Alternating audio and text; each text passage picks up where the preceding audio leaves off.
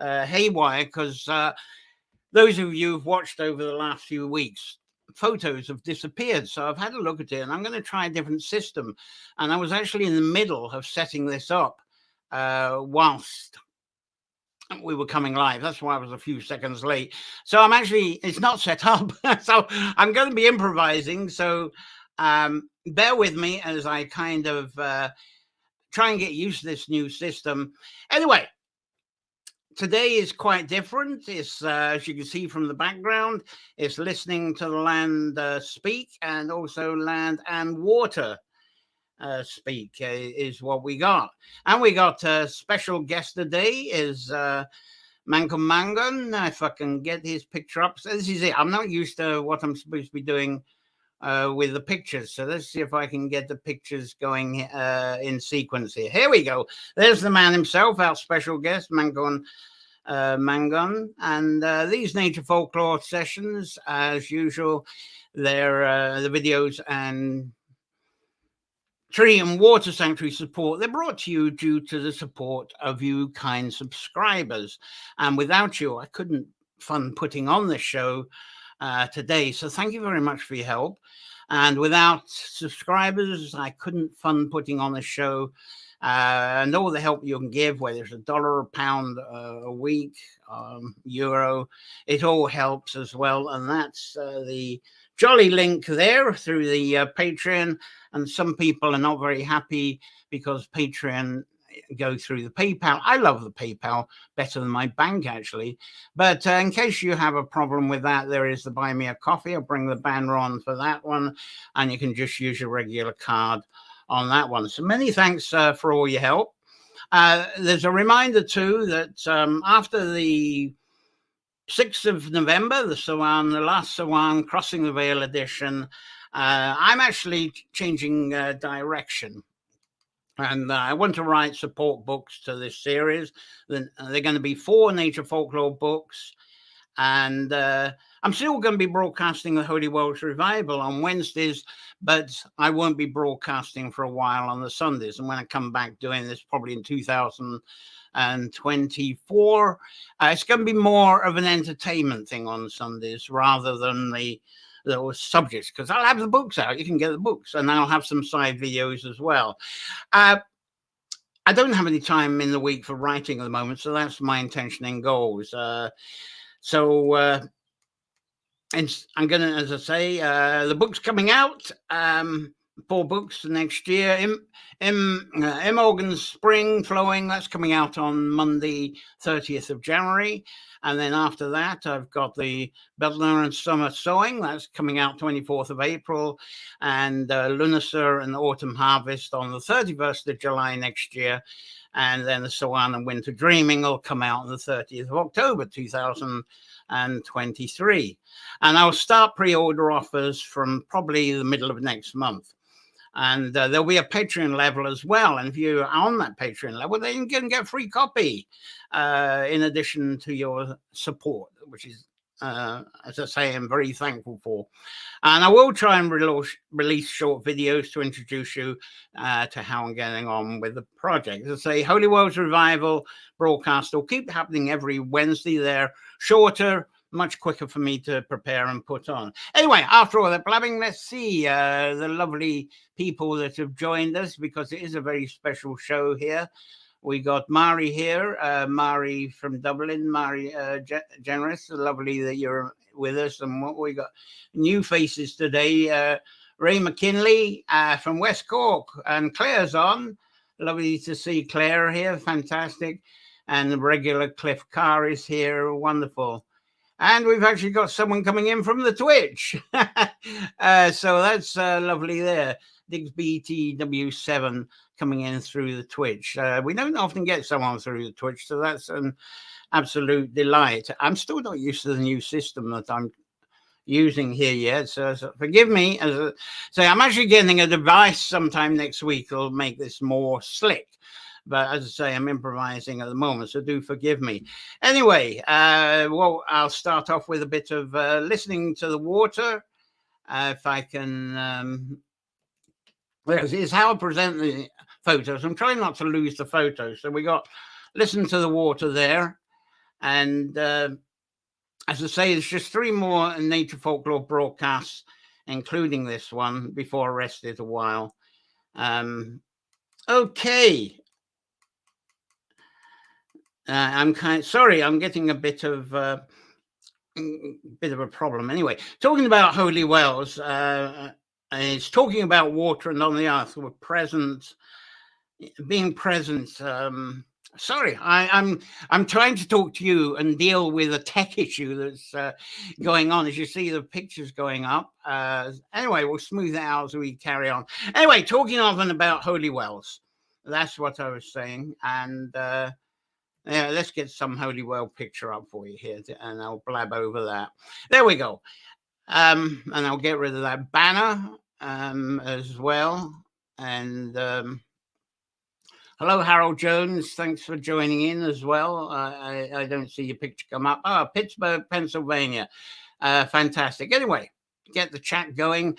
Talking of holy wells is talking about water, and on earth we've got a beautiful cycle of life. And to me, this is the foundation of life on earth, and the womb of everything that I kind of talk about on the Nature Folklore. And it's supposed to be another picture. There you go. And this is what I think Nature Folklore is forever connected to. Even the constructing of the stone circles, aligning the stones to positions in the sky, and understanding, I'll be glad when I get this new device in, understanding when to sow, when to reap crops is worthless without a cycle of water. And there you go. That's the Devil's Chimney outside the Sligo. A lovely water example there after it's been raining. But even though we may feel it is worthless, really, I think water, sometimes water gives us flooding. And then we do think it's totally worthless then.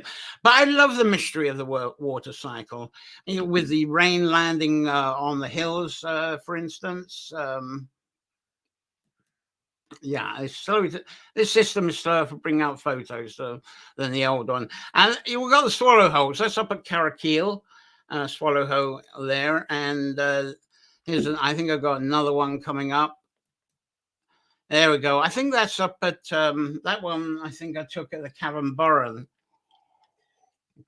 But there we go. The water going down going deep. They go down into the mountains from the rain, fall down, and water's going deep down in the earth. And when the water's traveled underground, it chelates with minerals and remains filtered, which is beautiful. And then it's pushed up again. Into precious springs above the earth. That's a lovely holy well near where we used to live at Carrickeel. And then these springs, they cause flows of brooks, burns, and streams that all meet up, become river. And that's a lovely stream that comes out of a well in County Longford that I visited only a few days ago. And we'll give it a little bit of animation. There you go. That kind of lets you get the feel of that. Anyway, with the rivers flowing into the sea, pictures, please, with air currents and the temperature lifting that water, it takes it all off again to fall on the hills and the mountains and back down those swallow holes again. And that completes the cycle. I just think that's really beautiful. And meanwhile, us humans, the birds, animals, and plant life, when we finish our time here, we also pass on the water that we've been carrying, because as humans, when we get mature, we're about 70% water, and it all has to go somewhere. It just returns itself to the water cycle and joins all that and rejoins. Yeah, to me, that's why I see it. It's the cycle of life. It fascinates me and I love it. Incredible water management. Also, let's not forget, it's all incredible management is done by the trees. We try and find alternatives to water management, but you can't beat the trees. And that's something I think we incredibly under-respect, as you gather when we were doing baths in the woods and also the tree labyrinth, that type of thing. Anyway, during my teens, I did write a song with the opening. It was, "Oh Mighty Oak, how bold you stand." And I think I've got some oaks here. There we go. Well, I did have some oaks. So much for the pictures. Yeah, there we go. Right. Almighty oak, how bold you stand, holding many spirits that once.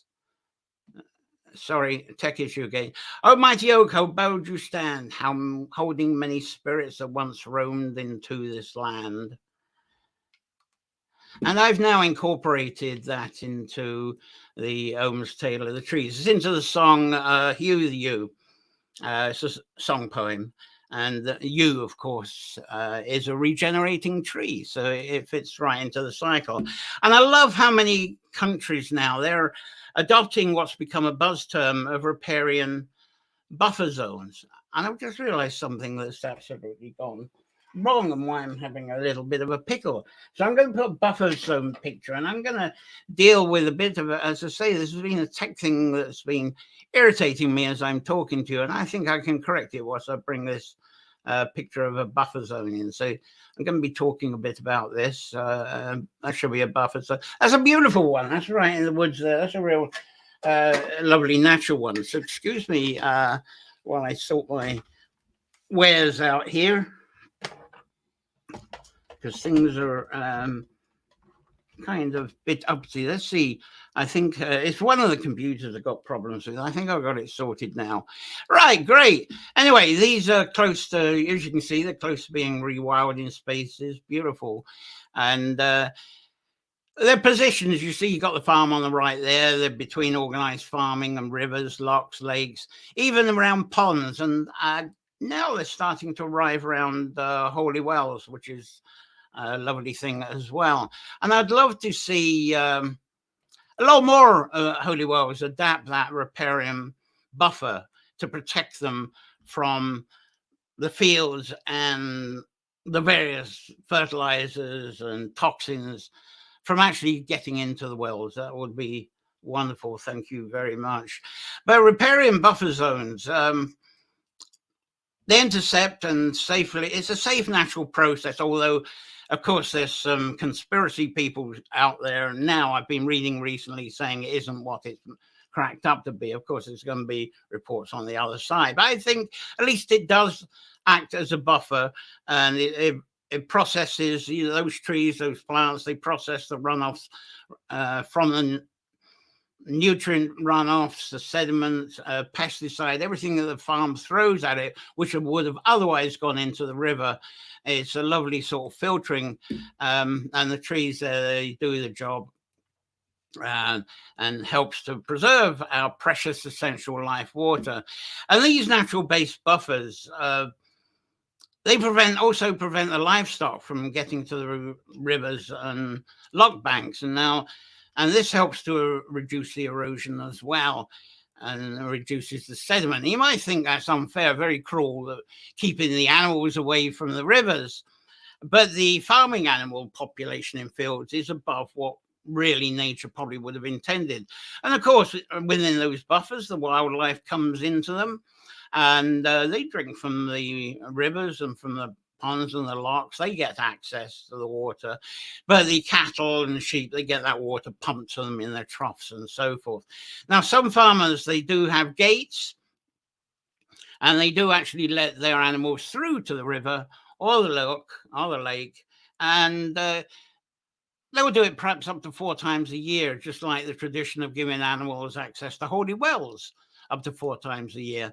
Now, the riparian buffer zones, they provide a return also, a natural increase. You know, what comes is, look what's happened. You got all that flora and the fauna, it all comes, it gives an opportunity for it to thrive, a nice sort of wild, archy type of place. And a lot of those have paths that we can actually go along those paths. So it's a lovely resource by the water and through wilderness for us to walk, contemplate, and all those lovely things. And there's a return to incredible biodiversity, not only in the buffers, but it preserves the biodiversity in the water. So it all becomes self-maintaining, and it's lovely. So these riparian buffer zones, they certainly do include the trees.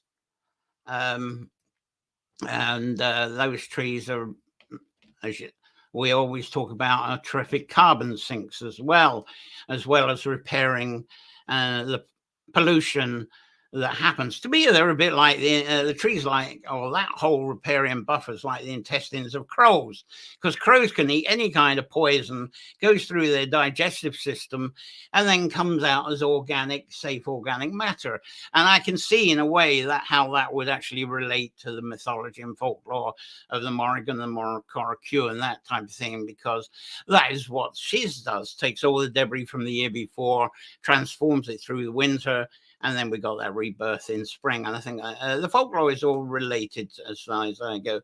And also there's a pull-up during the heavy water and by the trees, and that prevents flooding. So that's a help. A bit like the trees that I got behind here. That's definitely like a tropical rainforest, isn't it? That's actually down in the Glen near Strandhill, Sligo. And anyway, all these trees and the buffers, it's more oxygen, more healing air is released, and that's why it's so wonderful to actually walk through them, of course. So the trees and the flora, they're a wonderful process to deal with the toxic onslaught that may have otherwise reached the water.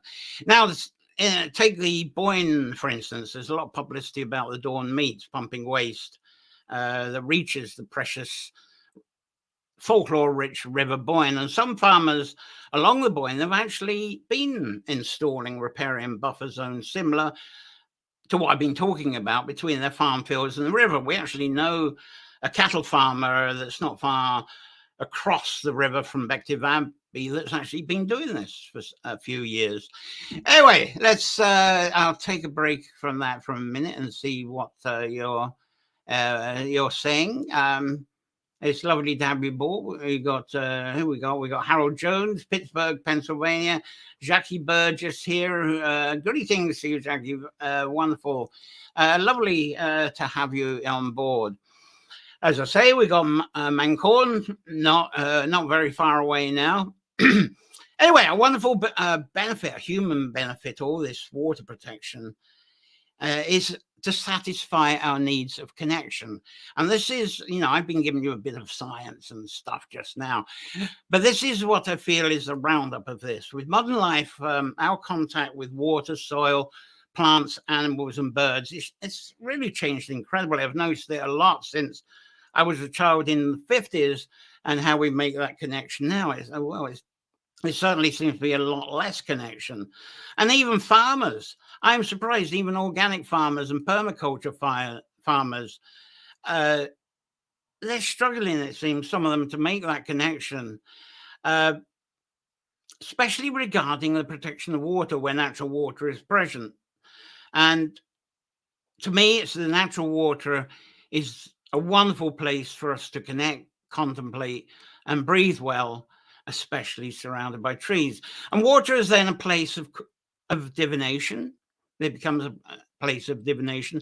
And this is something I think a lot of us may do more of. I know there's shortening light, but we're not working with the land as much. So I think we spend a bit more time, what's the future going to hold? We've collected the harvest now, so one's the last harvest. So we start thinking and planning what are our New Year's resolutions going to be. But I think there's a lot of contemplating goes on. We really try to enter our divinity. We try to cross the veil. And staring into the water is one of those things. And being in the presence of water, being in presence of those trees, I think are spaces that calm us. And not only calm us, we sort of breathe. It's like smelling the roses, and we get our confidence back. And with our confidence back and with the contemplation, it's as if we actually cross the veil. And when we do that, we get blessed with wisdom, as I was saying, sanctuary, even problem solving, as I said at the beginning, and we get valuable prophecies of our present. And so what we vision is, what are the openings of the next chapter of our life stories, especially through the next cycle that's unwinding. And this is especially so at places if we visit holy wells. And I don't interpret this as Christian holy wells, and this is where the experimental stuff is falling apart. I got, I'm going to get some pictures up. I should have been showing you. There's a nice riparian. That's what we're saying, the flora and fauna. But we get next to water, and we get through contemplating by the water, and then we have a bit of crossing the veil there. Now, I don't interpret being by the wells is like the Christian holy wells, right? But improvise again. There we go. A Saxon source word, I talked about this in previous recent nature folklores. Holy Hull is, and every Wednesday I talk about this as well with the Holy Wells revival. The word holy comes from Hull, hail. It means purification and wholesomeness. It's a description of that. And these simple springs, these holy wells, are often sources of this. And the Grand Lakes, the locks, and when the rivers rejoin, and that is an estuary picture there for you, the weather grabs the water wherever it is, takes it up into the sky. And what I love about the reflection of water, especially where there's guardians around, like nature's mature trees, there's a nice one of the trees around the wells, is that we break away from the our enforced linear culture realm. Anyway, I'm supposed to have another picture coming up. If you're with me next week, you'll see this much more slicker because of this piece of equipment I've got coming. Anyway, I think this edition of Nature Folklore is very fitting for our Someone Favorite series. This is about the moment of pausing. It's after the harvest time, as I say. We may be visiting holy wells or other favorite water spots and staring into them. And we stare into warming fires too. We love the Sowan fires. And all of this is perhaps us, as I say, crossing the veil, purifying our divinity. We're not feeding off the stories of linear written folklore by scribe scholars, though their words, I feel, do motivate us, and they motivate us to look clearer and closer, that we may not done otherwise. And this is where Manchán's listen to the land speak works, as we'll be talking. So I tend to feel that human scribe words, they're actually impossible to be truthful. We argue so much over what's written down, don't we? But I think it's absolutely impossible that anything in words can be totally truthful. But water, take water. To me, the water can be the absolute truth, because really water can't be challenged. And here's a nice staring into the water kind of thing going on there. But there you go. You can't really challenge that at all, can you? Anyway, the trees surrounding water, they cannot be challenged either. And I'm going round the twist here. Right. Water and trees to me are the presence of truth. And so is the air we breathe in when we're in those spaces. It's through my thoughts, I've listened to the water speak, that I actually became very excited when I first heard that Manchán Magan was releasing his book, Listen to the Land Speak. And as I think I could instantly feel what the chapters of this book would delve into, and what would be contained. I'll bring up the picture then while I talk about that. No, that's the wrong one. That's the other one. Those of you who have bought Manchán's previous books, that's what the other pictures were, the previous ones. Manchán said this was a real revelation. He felt he'd really achieved a lot with 32 words for the field. And then there's that delightful tree dogs, banshee fingers, and other Irish words. It's a wonderful family book, huge book, not that expensive actually, thick hardback book, and it would be lovely to actually sit around with friends, with the family, and go through all the animals and plants and see all the words and descriptions. Absolutely beautiful family book, worth getting. And then you can also be delighted to be in the presence of Manchán. He's touring at the moment. He's got a big tour until just about Christmas, the Hour and the Nim, the Bread and Butter live show. If you can get to it, I highly advise it. Very, very entertaining. And you will love being embraced by Manchán's approach to the Irish and his variations of the Gaelic languages. He doesn't stick to them on the Irish at all. But Manchán is not forcing an education towards us being fluid Gaelic speakers. But he invites us to see how these words are more visionary, more telling, and connecting than perhaps our stiff, linear, Latin-based vocabulary that we use. And so we end up getting the feel for these words and realize there's no cross-translation, and we start using them. And they can be used within any language. And that's now what I feel Manchán is inviting us to take, that step of feeling through these words, and then take another step, which comes out with this Listen to the Earth Speak, of crossing into the veil from the warming, connecting Gaelic into where all other lives live and communicate. Like all the animals, the birds, even the trees and the plants.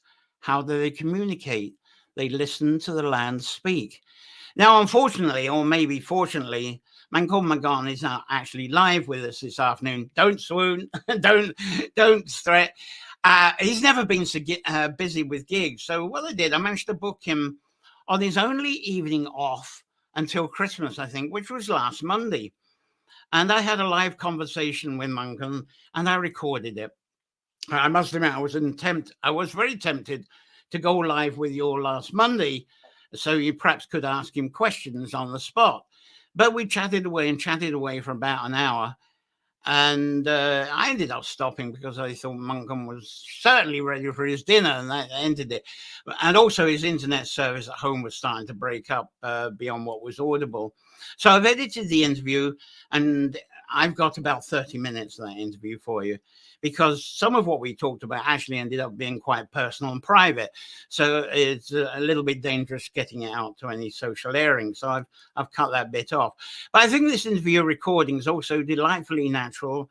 It's quite a Gothic setting, very casual.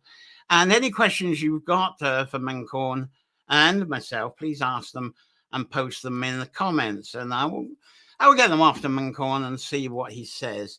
But thank you for asking what they got. So before I get the recording going of our lovely time together, any comments and questions you'd like to make to get the ball rolling with this? I don't see any more comments at the moment. All right. So I think we'll get there's plenty of you here. So let's get this beautiful interview rolling for you. So here we go. Here is Manchán with Listen to the Land Speak and an extension from that. Got a break from the tour today then?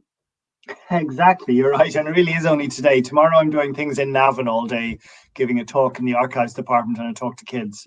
But then Wednesday is free too, and then I'm back on touring again. Thank goodness. So everyone watching, we got Manchán Magan, which is absolutely fabulous. I've been trying to encourage him for a while. Well, I've only just asked him really, but a lot of you familiar with him because of the 32 Words for Field book and the absolutely glorious Tree Dogs, Banshee Fingers and other Words for Nature. Absolutely wonderful family book. Sit around with the family and go through the animals and plants and the words. So it's lovely. And of course, we're here especially to talk to you about your absolutely wonderful Listen to the Land Speak. Let's see which we'll have it on the right there, which is it's absolutely fabulous in many realms. I find what I absolutely love about it. The first thing is you can read it. You don't need a dictionary. It's very your writing flows. It's storytelling, and it's wonderful. Short chapters. People can pick it up, read a bit, absorb it. And I think it really sets off the imagination just by line. It's going to take me ages to read it because every time I read something, I find it sets off my imagination and memories, and I hope it does for other people, which is fabulous. So, but there's things that are a favourite in mine. I must admit, the Holy Wells. You got the Holy Wells chapter there. What is your feeling when you get to the wells? Yeah, I feel so fortunate that our ancestors, even like our grandparents and our parents, have kept so many of the wells. Like, we know we're in a very different landscape from that our forebears lived in some ways with industrial farming. But like, so many of the old wells have survived, and even it seems that like more wells are being revealed now every few years as we are turning back to these sort of forgotten corners of the land. So the first thing is, I'm really lucky. I'm really glad, and I feel fortunate that they are there, because I mean, well worship, as we see from mythology, is a thing you find all over the world, from from Sri Lanka to Africa to South America, but so many of those wells would have been destroyed, would have been tarmacked over, or would have been forested or concreted over. So, it's hard to go back and try and reconnect with something when it's been destroyed, when it's covered with a car park or a Yeah, that's true. well, look, The one thing I miss, I don't. Do you have a very good holy well, a nice running spring well near where you live? not for drinkable water. Well, I do, to be fair. Like, it might be a 4-minute drive from here. There's a very good well that I could bring barrels up there, and I do sometimes. But like, actually, just behind my land is a spring rises. So I live about 1.5 kilometers from Four, the village of Four, the Seven Wonders of Four. Yeah. And Four means spring. And between me and it, the Boyne, it first becomes the Deal River, and then it becomes the Boyne. And it rises just in the field behind my land.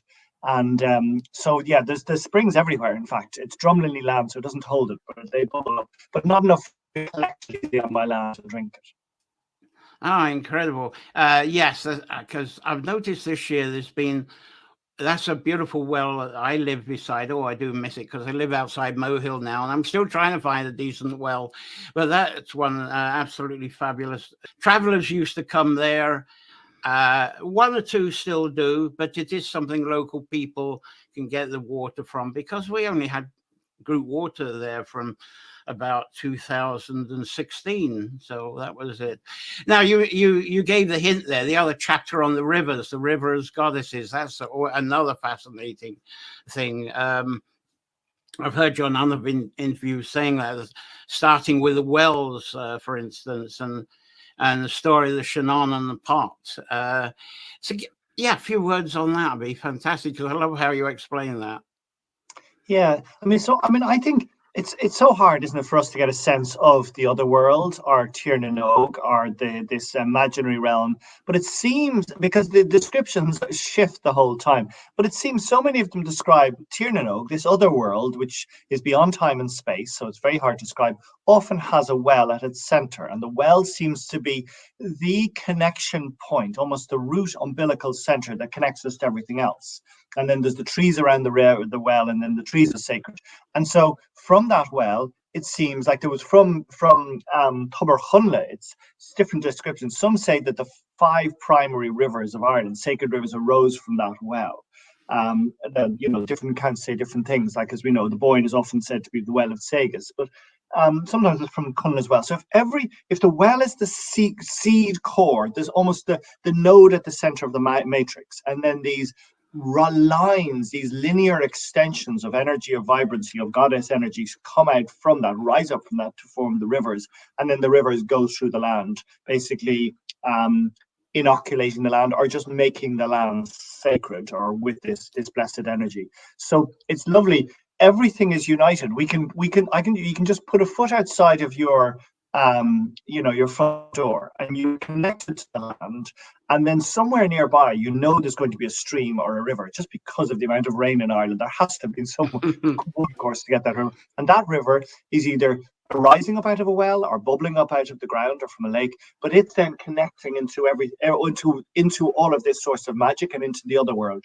So for me, it's a physical way of trying to get around these really abstract thoughts that are almost beyond my logical mind. Once I see a river, or even see a well, I can see the well as the orifice, the vulva, the entranceway into the womb of life. And then this river is this linear expression of it that is linking different things together. And it's just so like the other big river around me here is the Inni River, just north of me. Oh, yes. And the fact that that's, means Etna, it's another goddess name. That they haven't made us hard. They haven't made, our ancestors haven't made it hard for us to reconnect to this sacredness. Luckily, because so many of the old names and the knowledge has been kept within the place names themselves. Like, as you said, we have Shunna. We have Shunna, which was as you said, Shunna was an uppity young girl. She was a sort of a goddess or a deity or another worldly being of some description who wants to learn further wisdom, who wants to expand her knowledge and maybe to become a better communicator, a better poet or a better musician. But really, it's just about accessing and communicating. I think the purpose of humanity. It's about learning. It's about we becoming bigger and grander than ourselves, and then realizing that we are not individuals, so helping our other sisters and brothers with this knowledge. That was what Shunna wanted. And so she goes to the source of all knowledge, just like Siddhartha on his pilgrimage, just like the Buddha on his pilgrimage, finds the knowledge. And in Connell as well, in this underground subterranean well that's beneath the Atlantic Ocean off the southwest coast of Ireland, and then brings that back. But of course, before she manages to bring it back to Ireland, she is drowned by the source of knowledge, by the river itself, by the well itself, and she never gets it. And as you say, I question whether that last bit of the story is actually true, whether that was put on by some form of patriarchal power, either the church Indeed. or the leaders or lords or kings or druids, even trying to make us feel that actually it wasn't right for women to get increased power and then to spread that power and to spread the wisdom. Yeah, I must admit that thing we were saying about things added on, obviously, even since I was a child and the stories were told to me by my father's side, particularly, how I've seen them changed. And when I was in the USA, I was working with research and development in Herb Company, and we were out at a meeting, and someone said, "Oh, do you do supplements?" And I had a Chinese boss, and he says, "Oh, we have the technology for taking the proteins, amino acids, everything away from it. But the one thing we can't do," and he was using an orange as an example. He says, "We can take that orange, get its proteins, amino acids, coenzymes, vitamins, everything. The one thing we can't do is put that orange together. And it's what holds it together is what provides you with the nutrition." And the one thing I love about in your book is, I know it's linear, a book's linear, but the way you speak of get away from the linear. And, if you've got to get away from the linear to hear the land speak. And that's how, and that always, when you speak of that, it reminds me of my Chinese man. You've got this chapter here, the slipping through the dimensions. And I think that's kind of related to that in some way. Yeah. And I think there was an interesting woman called Jerusha McCormick who set up the School of Irish Studies in Beijing University a few years ago, and she's been doing some really interesting exploration between connections between the Tao and the Irish culture. And so, obviously we've also looked at the links between Ireland and India and how those have similar connections. But actually, because our source of wisdom is so old and so is rooted to these first sources of wisdom that were spread out across humanity as civilization was developing, you can say that if you go back far enough, we have such strong links with India. So actually, it's not too much of a stretch to say before that there would have been this connection with that Oriental, that Asian idea of the Tao, of everything being one. And that, as I said, is very hard for us now in our linear way of thinking to understand. But it does seem that it's vital if we are going to understand our mythology and the way that our ancestors saw the world. We need to understand this idea of slipping between dimensions, as you say. And again, it's not too much of a stretch, because every one of us remembers our uncles or our granddads or our granduncles saying that when they'd come back from the bar, when they were out working at night or walking along the bog, they would see things, and not just men. Like I was in Leitrim just a week ago, and a man came up and he said, "I need to tell you about the time my mother saw Slieveneirin lit up with a million lights," he said. And he said she saw it at night. I know she saw it for sure. And it was just a fact of life, that idea of being able to see beyond the limit the limit parochiality, the claustrophobic parameters of this physical 3D world, and being able to access others. I'm going to get away from the water. That's fascinating, because the other thing, I was really excited. I gave a loud cheer. Is the hazel, and where you, I need help with the pronunciation of this, because it seems really old. The Cul Cremond Lucia, is that close? That's right, Col Crimond Alucia, Alucia. And because it's Old Irish, none of us can be exactly, sure how exactly it's couldn't pronounced. even pick it up from the Gaelic, so I thought, goodness, where did you actually find that name from? Because that's exciting in itself. Yeah. So isn't that in the translation of that? It's the hazel that gives poets the hazel that is the seed or the root of poets' inspiration. So because Kilcrimond means just hazel of inspiration, and it was another word for the bullagus, these magical hazels that fell off the trees, these magical hazel trees that grew over the magical well of Cunla's well in the other world. And then the other was, so Kilcrimond is that, and then Kilcrimond, then yes, this extended version of it is the idea that what poets would use to access their wider knowledge, to access their inspiration. But we see often Fionn McCool not only going for the Bradán Fassa, the salmon of knowledge, and obviously you remember the salmon of knowledge got its knowledge by swallowing a hazel tree. It's all connected. But if Fionn McCool didn't have access to his tongue, which had his ordog, which had the magic of the salmon in it, then he could just hunt out one of these, go directly to the source of the well and go and get one of these magical hazels of inspiration that would then give him access to wisdom. Fantastic. Yeah, and I was absolutely delighted, because you were saying that the bards were the keepers of the wisdom, and all thanks to the hazel. And this was something I was taught as a child. So I thought, I've never heard anybody come up with this before, because it, with scholars, that gets challenged, I find. Where's that recorded? Where's that? And I kind it's interesting, because you say now in the folklore it's all about the hawthorn, the whitethorn. There's so many, if you ask your neighbours, you'll have loads of stories about why the hawthorn is sacred, but we've forgotten that the hazel, mainly because the hazel is gone from a lot of Ireland. Like, it's lucky we're patches in Mayo, and there's great swathes of it in the Burren, but it was easy enough to wipe it out. But what's interesting is now with the biologists going back and doing the pollen research and realizing that at one stage, hazel was the only tree. After the Ice Age, first came the grasses, the tundra, then the grasses, then the juniper clinging to the land, then the birch, which was able to send out its 15 million seeds in every year to the land. But then came the hazel, and the hazel took over all of Ireland. In fact, if you look at the pollen record, there's hazel everywhere. And then later was the more mature, the oak and things.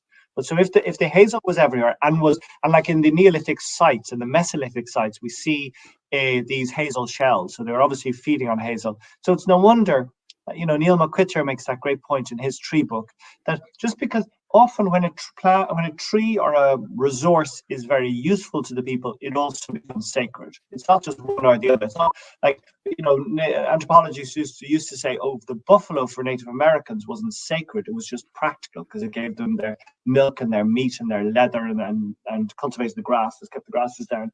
But no, it was sacred because it was useful. So that's the same with the hazel. The hazel had so many different uses to it. And so from basket making, from walls to food. So that's why it was also sacred. It was a gift from them. That's fascinating. You saying about it's sacred because it was used. I came across a lovely incident, because there was a time I was a bit of an addicted ley line hunter, and I was actually at the Hiawatha Festival up in Michigan, outside of Marquette, and I was talking to local people, deep local people there, indigenous, and we started talking about ley lines, and they said, that was a buffalo that carved them out. They're just a straight line because that's the way the buffalo went. It isn't a linkage between sacred places. We had to make sacred places between where the buffalo went. I thought that was such a lovely thing to hear. And I've lost you. Sorry. No, that's beautiful. Because I still don't know how to make sense of alignments or ley lines or lines between the sacred places in Ireland. Because, okay, some of them, let's say if it is between the top, a rock on top of a mountain, and then the ruins of a ritual or of a sacred site of a tomb, of we could of a passage tomb, we could say, okay, so the passage tomb or the dolmen or the ritual or the sacred or the sacred site was positioned to be in alignment. But sometimes it looks like it's just two hilltops or have perfect alignment at a certain sun at equinox or solstice, and you wonder, how can that be? It doesn't, because they can't move the tops of mountains to be in alignment with each other. So then we Yes. just need to think of a whole. We need to think beyond that way of thinking and think, okay, so what came before? First was the landscape, and then the humans. We're able to tune into it and see lines. I realize I don't have the breadth of thinking to fully understand it. And my first step, I think, getting away from the linear is start thinking in terms of wavelengths, spirals, and circles. I know that's not quite there, but at least it gets you away from that straight line. Totally, you're That's right. the way I tackle that one myself. Oh, Yeah. and I must. I'm showing all these. These are illustrations from the book, and from Steve Dugan is the illustrator. Am I right? I'm I better so not say fortunate with Coogan. Steve Dugan. Exactly. He made such a beautiful job of particularly of Banshee, Three Dogs, Banshee Fingers, of the illustrated book that you showed last year. And his Yes, chapter oh, I'm illustrations on stunning. this, he's so immersed in it, and he gets so excited. I mean, God, Oh, he's immersed in this world and the world of magic. and it's great that you've got that good relationship. To find an illustrator is just golden. It's stunning. And one thing in the book I noticed, you use sites around Loch Gur quite considerably, which is fascinating, especially related to Crom Dove. And Yeah. through the first harvest on Nature Folklore, I did speak a lot about Cromcroach and Crom Dove, and that whole circle. I mean, a lot of people are really fascinated with that Grange circle. I'll put that circle up there, Yeah. and it's funny that the poor late Tim Casey, Robin? he called Oh, them his lawnmowers, the little cattle that you met. I assume you met Tim Casey before he passed away. Would I that be never right? did. I never did. No, I was very late to know anything about Loch. As you said, people in the know about it, but I didn't. And certainly the mainstream, it's in no way is it a mainstream tourist site. So the people who aren't, the same way people will have visited Dune or Loch or Newgrange or even Loch Crew now, but they won't often have gone to Loch Gur. So I think one of the reasons I really wanted to focus on it, because it was new to me, despite the fact, as you said, had I been in any way immersed in this, I would have known about it. But it's the perfect zone to explore these issues that could actually be explored in any county, in any part of Ireland, just because, as you said, the locals in that area kept the stories of Anya, of the great goddess who's associated with that Yes. area, alive. And so many of both the Mesolithic, the Neolithic, and the Bronze Age, and right up to the Middle Iron Age and medieval remnants have still remained in that area because it wasn't profoundly industrialized and because it was sort of overlooked by tourism and everything else. It's a perfect blackboard for us to understand how the landscape of Ireland is this palimpsest, and in it is etched into it, tattooed into it, all not only these historical and archaeological remnants, but these end memoirs, these trigonometry points that bring us right back to our old consciousness, to our old mythology and our way of realizing that we were in a land which was habitated and inspired and infused by these divine and God forces, and particularly Anya, who, as you say, I spend over 5 chapters discussing. I bet, yes. And the one thing I'll bring in the Rannoch Crom Dove there, incredible stone. Some people say they can still see the bull in that. I haven't quite worked it out myself. But you saying about, I think, in Midsummer, the women that actually, they come to the stone looking, with a gratitude intent, and then going off to knock Anya down the road from there. Quite a ritual, important thing for women. The thing I love by that Rannoch Crom Dove is I always call that the flatbreads, the little stones that people donate to. I don't know quite the story on that one, but fascinating all the same. In the last few weeks, isn't it, has Ken Ken Williams, the photo of Ken Ken Williams, Williams. markings, decorations, carvings on some of those stones that the archaeologists had entirely missed. Yeah, sorry, I've only got the overhead that you did at the same time, the drone one. That's Ken Williams as well. So anybody watching this, look up Ken Williams, look at his collection. They're quite remarkable. We're so indebted to Ken Williams. Like, he just because of his patience, he managed to show the landscape in an entirely new way. When you see his photos, they look like they've been photoshopped and they've been tampered with and tampered to make them look druidic or magical. But he's using nothing. It's just pure time and observation and a knowledge of light. And over those years of spent standing outside in bad weather and rain, waiting for the perfect light, it meant he's noticed these decorations and these designs and these alignments that and his meticulousness, because we've all sort of, it's very easy to make a jump and say there's an alignment somewhere where there isn't. But he, because he's using camera angles, he's using lines, he can't fake those alignments that he's seeing. And as you say, he makes the landscape so alluring to us. I think he's, just for one humble man, and it's wonderful that he's being recognized in both the new Nowts Interpretive Centre and the new Grange, the Boyne. It's terrific. Now, the one thing there at the Grange, the Leash Grange Circle, I saw this artist impression. It's just blank with a sheaf on the top. And so that got me on quite a trail, because I've always been into the mummers and the straw boys and stuff like that, sort of imitating. And being a traveled man yourself, you might know what I'm getting to here. Have you spent time in Serbia at all? No, I've never had. What I'm talking about, in Serbia, they have these star circles.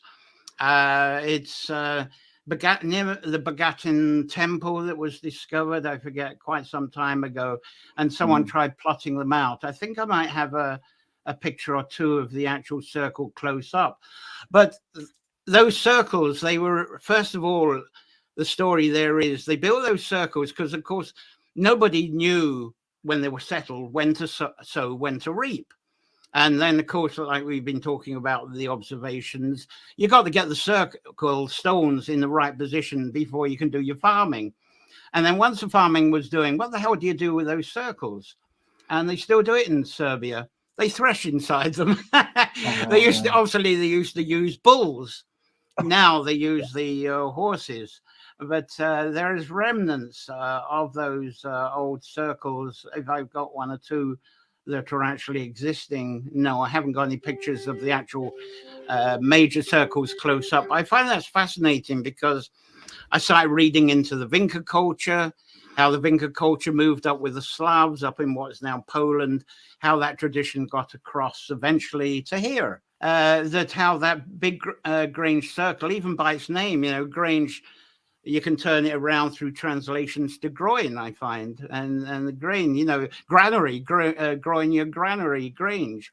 That's how I picked up on that. So anyway, I got a root of that. There you go, from the Vinca culture, Pullman area, and then over to us. And I saw the exact same thing in Ethiopia, up in the mountains, where the Blue Nile rises these circular thrashing circles where they'd send a horse in, so they'd have a horse in the center going around, and then they were also winnowing circles, so they would just put some sort of cloth or straw around the edge, and then throw, or some sort of a membrane around the edge on sticks, and then would throw up the grain and the chaff so that the chaff would fall and they would catch the rest of it. But within, it was just a perfect, I don't know why that needs to be circular as well, except it probably was on the same site as the sort of the horses were also going around. So it seems to have been a universal thing.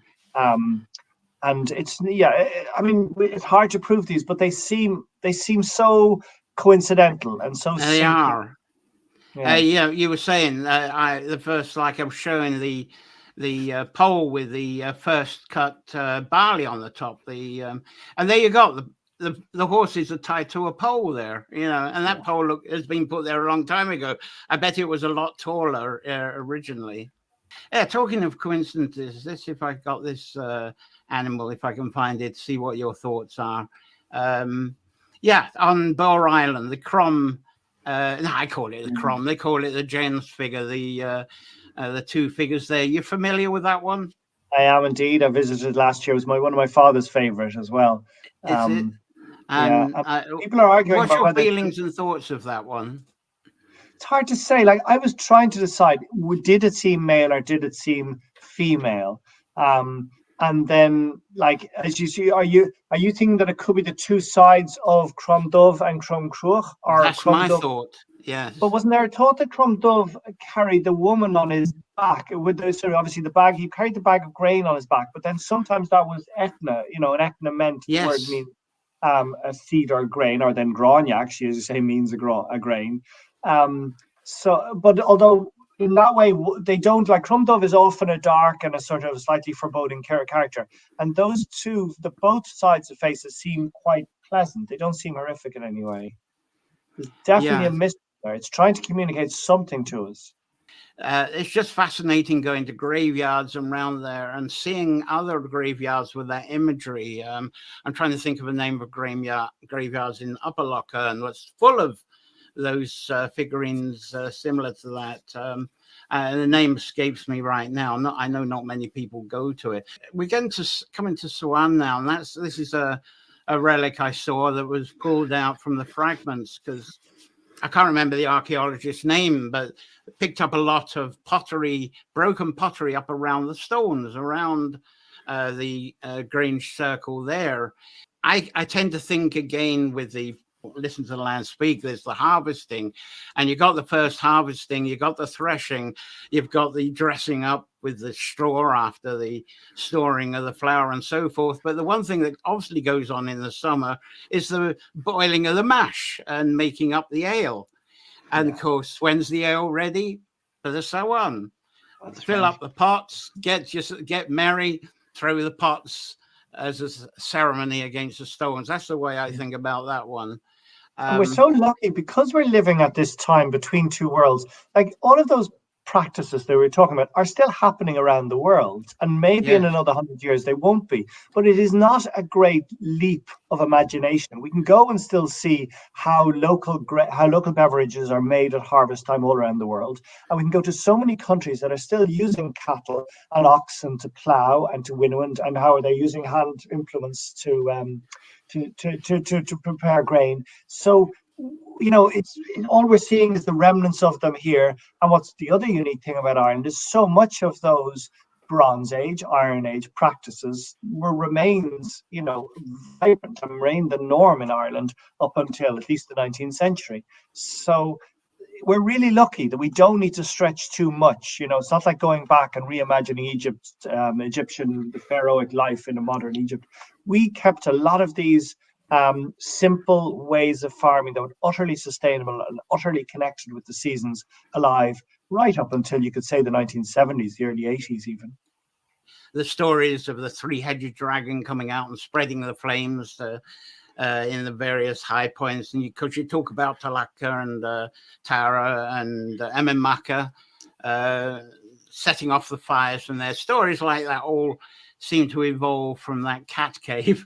And did you know about it before? Like, I presume you did know about Owen Goth, but I'd always heard about it, but I'd never found. I could never see where it was, and really, I didn't find any big reference to it in books on the internet. Although I was talking to Maeve Rowan, the journalist and now sort of academic, who'd done a PhD on the Tyne a few years, maybe a decade ago or more, and she had visited back then. So obviously, people knew about it, but it just wasn't in the mainstream consciousness. And now, as you say, this cave, which is the sort of center point of a center of transformation or of challenge or of female energy is now still as it was, presumably as it always was. There could have been this entranceway added in the 19th century, but most likely not. Most likely that entranceway is a lot older.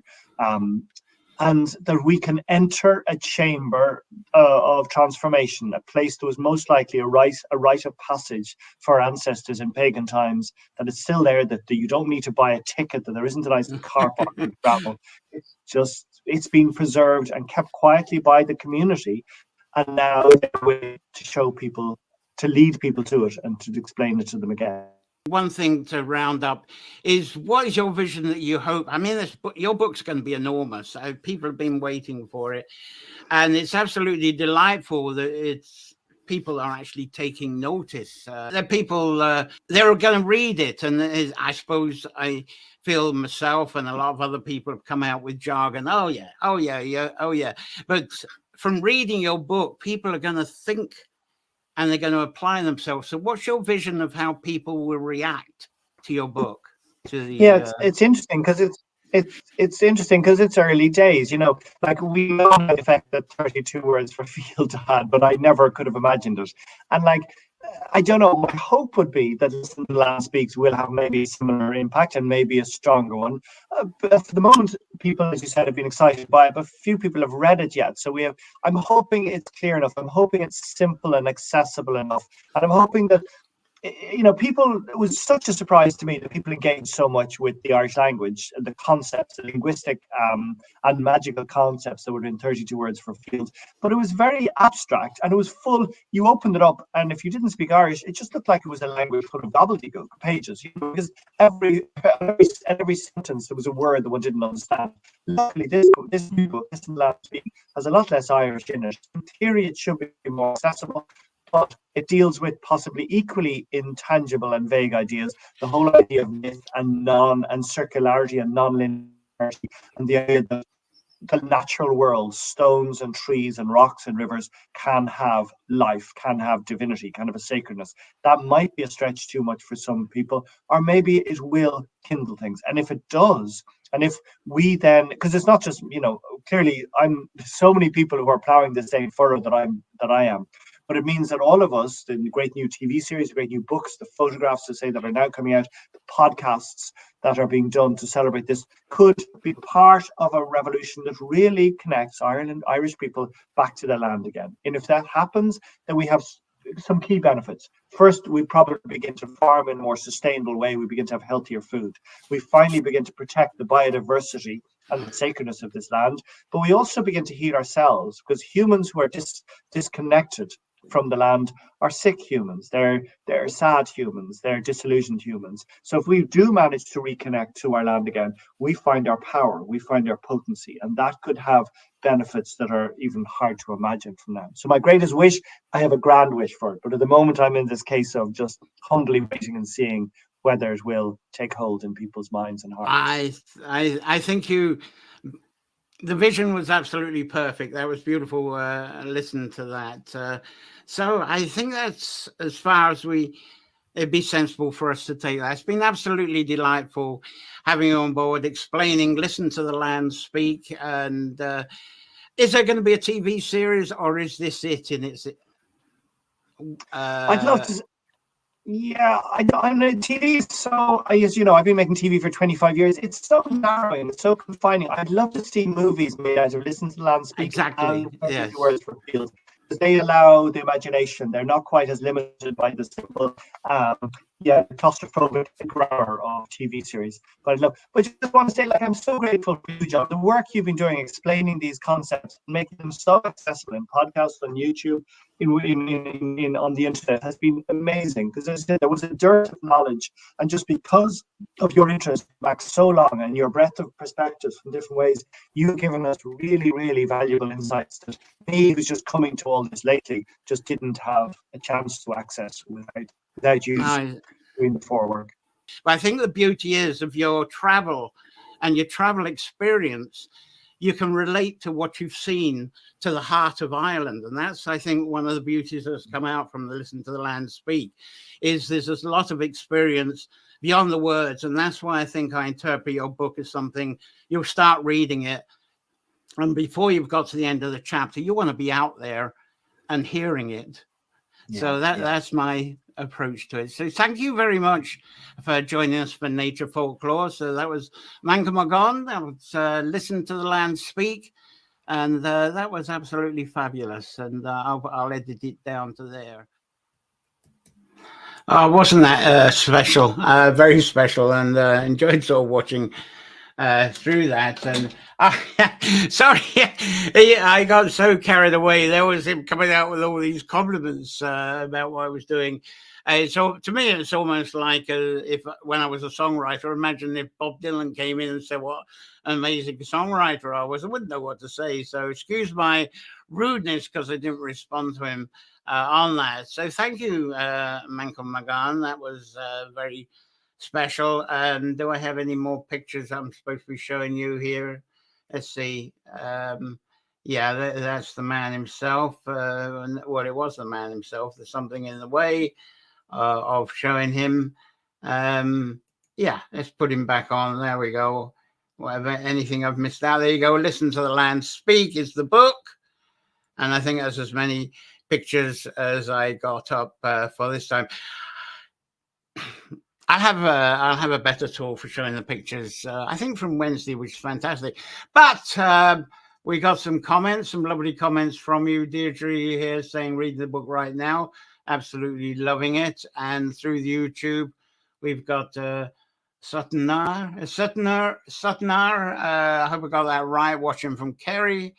And there's a copy of the Banshee Fingers in the bookshop. Get it.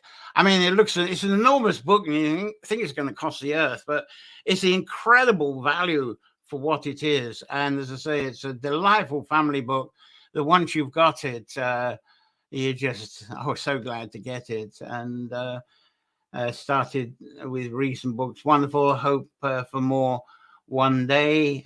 Wonderful stream as well. He was saying, thanks very much for all those contributed comments, because I know the YouTube ones, they don't hang on afterwards. There must be a setting to do that. But so thanks very much, Satuna, for giving those comments as well. And then we got Mari, who was saying, oh, he is so cool. Wow. Kip Carr was reminding us of the Odin story, sacrificing his eye so that he could get the... Oh, I'm going through one of these brain dead moments that from the eye from the goddess. I'll be talking about... Well, I'm not going to be on a midwinter. We'll be talking about that then with Odin and Freya. He was saying, can you give me the wisdom? I'll donate my eye. And Lorraine's here saying something. Greetings, currently on the... Oh, Isle of Mull. Oh, goodness me. We raised our family there, Lorraine. I would love to know where you are with that. It's fantastic. And you're saying from Ontario, have you been up to Calgary, the beautiful Calgary, northwest, beautiful white beach? If you go from that beach, there's a wee walk to a deserted village up in the hills there, if you go there. And apparently that's where the people who settled to form Calgary in Canada, that enormous city, that's where they were from. But it's a beautiful place to go. It's near Dervaig. It's northwest of the island. We actually, raising the family, it was a combination of Biberness and the most beautiful place, Turoran. So I'd love to know where you're going, because at Turoran you've got the Berg. The Berg I bring up on Nature Folklore quite often because of the stories of the Doida there, the goddess. It's very similar to the kayak stories that are told here, very different to the Morrigan stories. And it's a wonderful walk. There's a fossilized hazel tree on the beach there. It's a long walk. You go past the incredible Tavul waterfall. You can actually walk past with not knowing it's there. That's absolutely spectacular.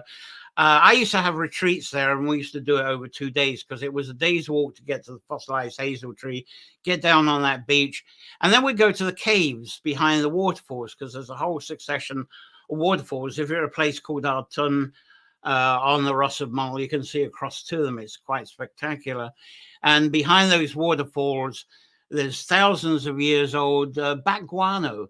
How it got there then, I don't know. But it's like a nicely scented foamy mattress. And so we used to spend the night there on the retreats for that experience. And you got the waterfall. You're behind the waterfall all night. And then we walk back the next day. That was one of the things he used to organize. So I'd love to know what you're doing, where you are there, if you're still with us. We got Myra here, Myra Kellick Stava. a lovely after our dress rehearsal this evening. Yeah, I'm sure you'll enjoy it. Thank you very much. Any other comments I've missed here regarding Mangan? It's supposed to be Cliff Carr. I think I've got that one. Brilliant interview. There's Deirdre here. Have I spoken about you? Reading the book right now. Jackie Burgess here. Wonderful. Thanks so much. And she's repeated that a couple of times. Very welcome here. And yes, you got the name right as Saturn Ray McKinley here. Thank you. I really enjoyed this. Going to get the book. Brilliant. Claire Roach is going. Simply riveting. Manchán and John. Sincerest thanks to Manchán and John in your celebration of nature and seas. Loved every minute. Brilliant. There's more comments coming up. Right. Inspiring interview. Thanks a million, Manchán. Down to. Yeah, absolutely stunning. Let's tell you what's coming up now. You can get signed copies of the at his Aaron Im gigs. I should have the pictures up of that. I don't know where the pictures in my incredible Aaron and Im. Let's see if we got. I did have a picture up for that. Let's see if there's himself, Aaron and Im. Can we get? There we go.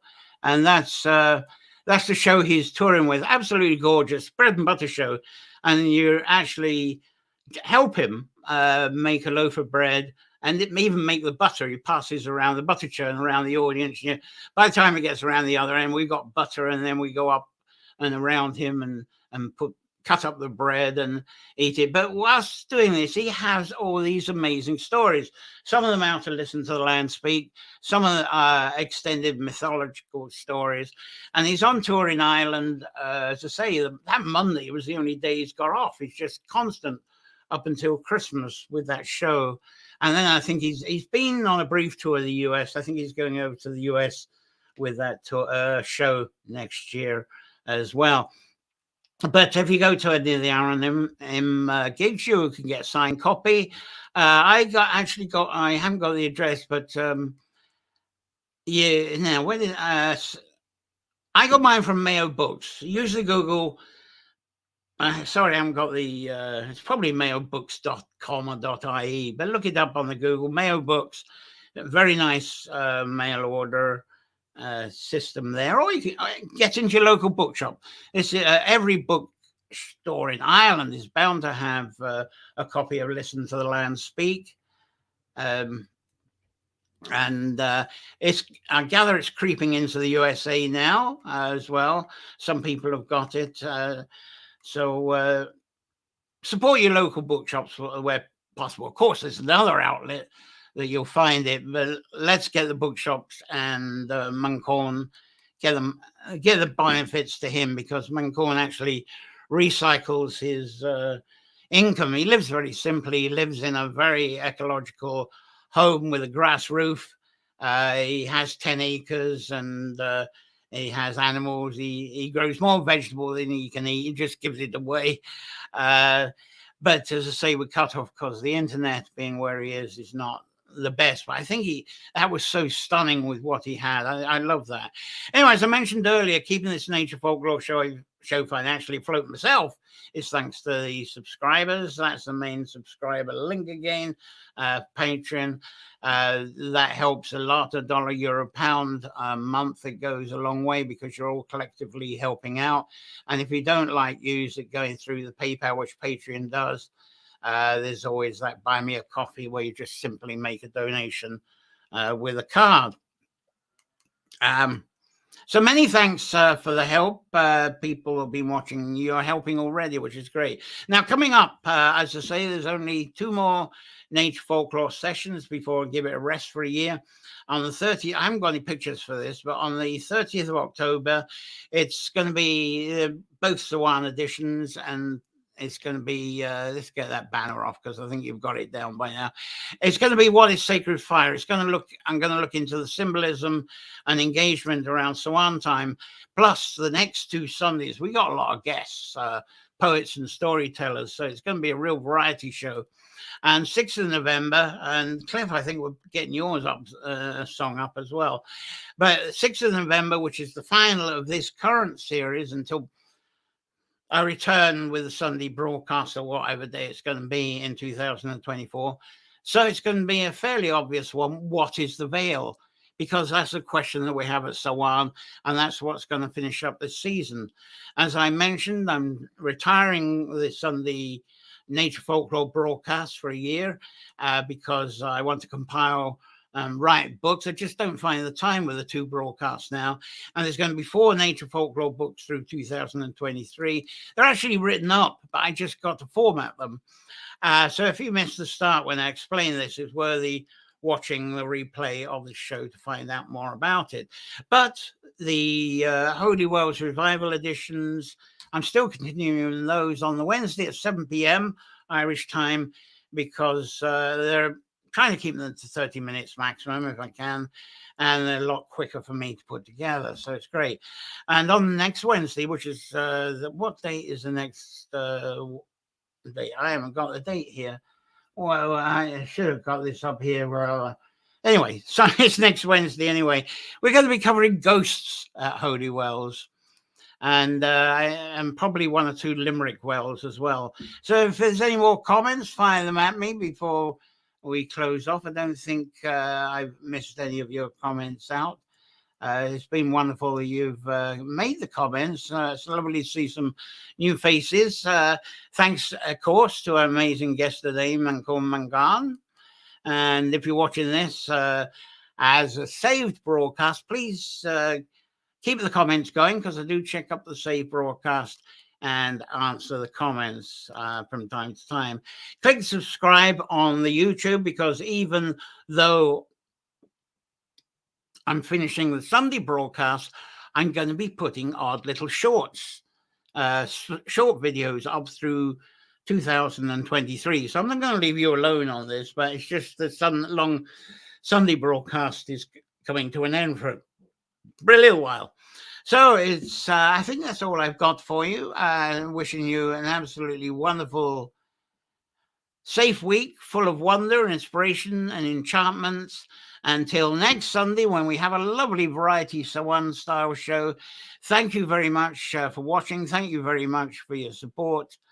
Play well, and maybe see you on Wednesday with the Holy Wells Revival. Thank you very much.